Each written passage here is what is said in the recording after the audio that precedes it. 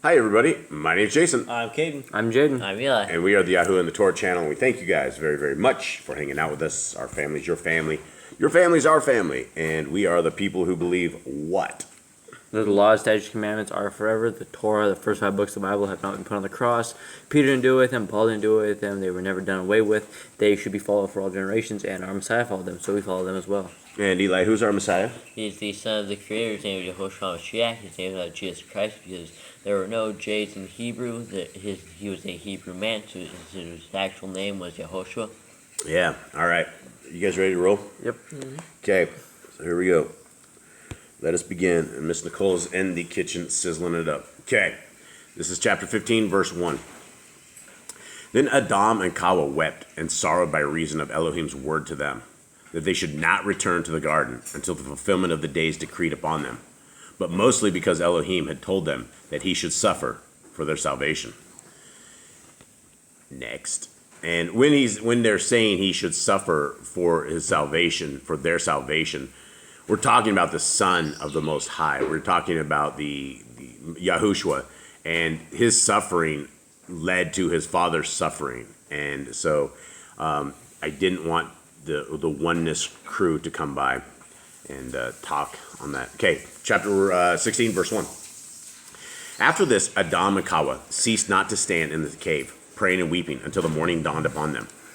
And when they saw the light return to them, they restrained from fear and strengthened their hearts. Sorry.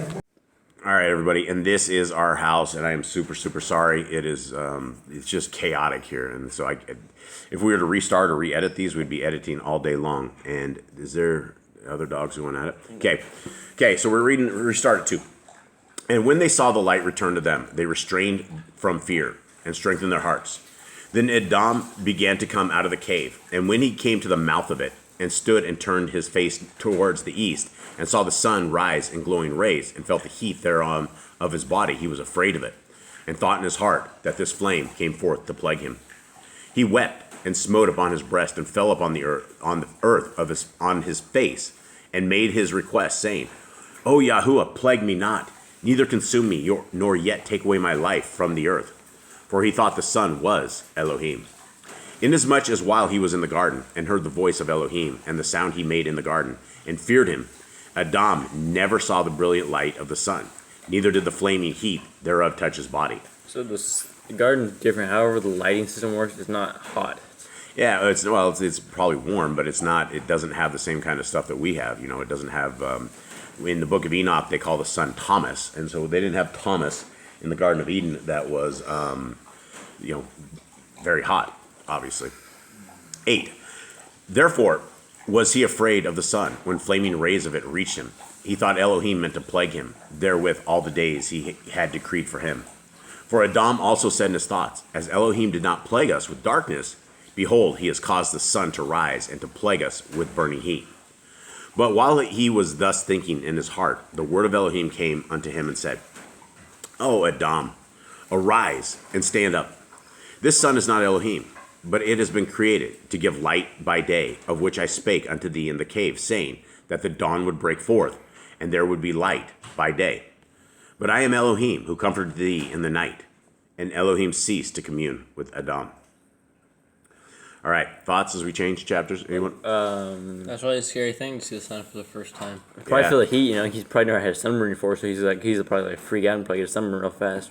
Yeah, who knows, might have pasty white skin, and that sun, the first rays of that might completely make him totally red. Okay, next. Then Aḍam and Ḥawwah came out of the mouth of the cave and went towards the garden. But as they drew near to it, before the western gate, from which Satan came when he deceived Aḍam and Ḥawwah, they found the serpent that became Satan coming at the gate, and sorrowfully licking the dust and wriggling on its breast on the ground by reason of the curse that fell upon it from Elohim.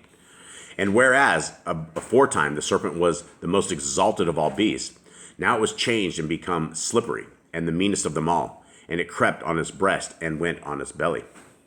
And whereas it was the fairest of all beasts, it had been changed and was become the ugliest of them all. Really makes you wonder what a snake looked like before. Yeah, well, now we know what they look like, and they're not cool at all. Horrible looking. Yeah. Instead of feeding on the best food now it turned to eat the dust, Instead of dwelling as before in the best places, now it lived in the dust. And whereas it had been the most beautiful of all beasts, all of which stood dumb at his beauty, it was now abhorred of them. And again, whereas it dwelt in one beautiful abode, to which all other animals came from elsewhere, and where it drank, they drank also of the same. Now after it had become venomous, by reason of Elohim's curse, all beasts fled from its abode, and would not drink of the water it drank, but fled from it. All right. Snake became mean.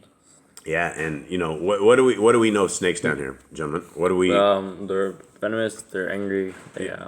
We live in the land of snakes. The South American people, whenever they end up killing a snake, they always do a toast and have a drink because they survived another snake. And so we've seen that before, and they've told us the stories of the snakes. And there's absolutely death in snakes, and we've had some of the killing snakes here in our house. I have no idea how it got in our house. We've killed them before, but they don't have to be very big. They're very, very small. They're extremely venomous, and it doesn't matter if they're venomous or not. They all move, and they're all extremely quick, and everything has a fear of these things, and so they're crazy. And so the title on this one is called "The Mortal Combat with the Serpent." Okay, when the accursed serpent saw Aḍam and Ḥawwah, it swelled its head and stood on its tail, and with its eyes blood red, did as if it would kill them. It made straight for Ḥawwah and ran after her, while Aḍam, standing by, wept because he had no stick in his hand wherewith to smite the serpent, and knew not how to put it to death. But with a heart burning for Ḥawwah, Aḍam approached the serpent and held it by the tail, when it turned towards him and said unto him, O Aḍam, because of thee and of Ḥawwah I am slippery, and go upon my belly.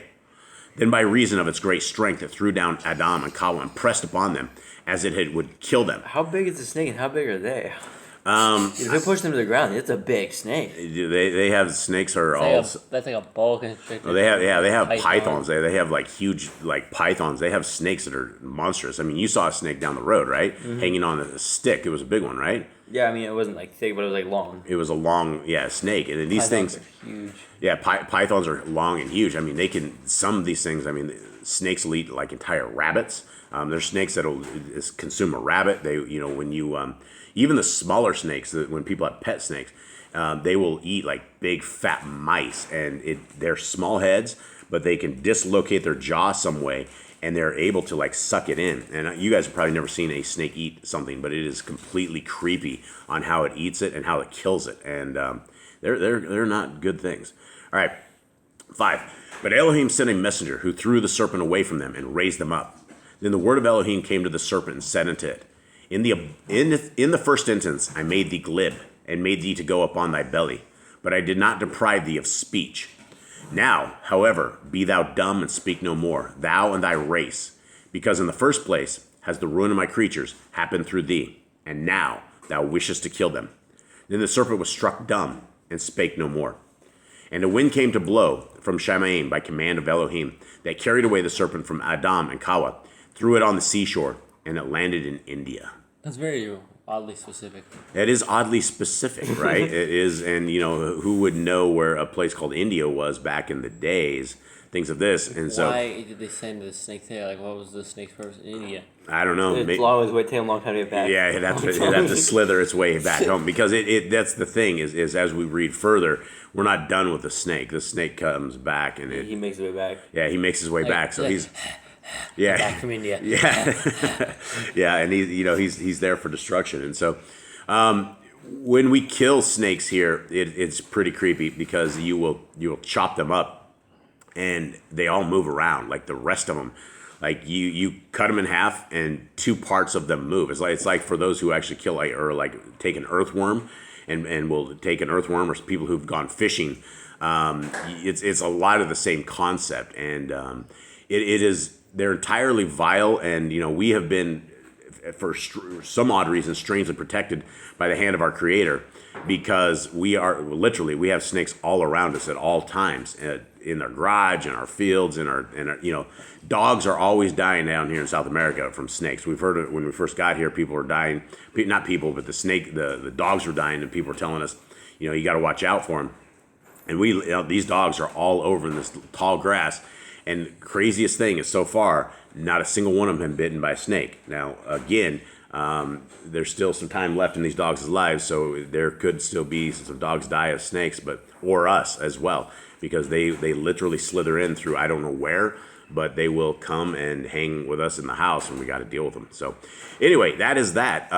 We will end it with that, and we hope that you guys have a wonderful day. We thank you guys very, very much for hanging out with us and for reading with us, and we hope you have a wonderful week. All right, shalom.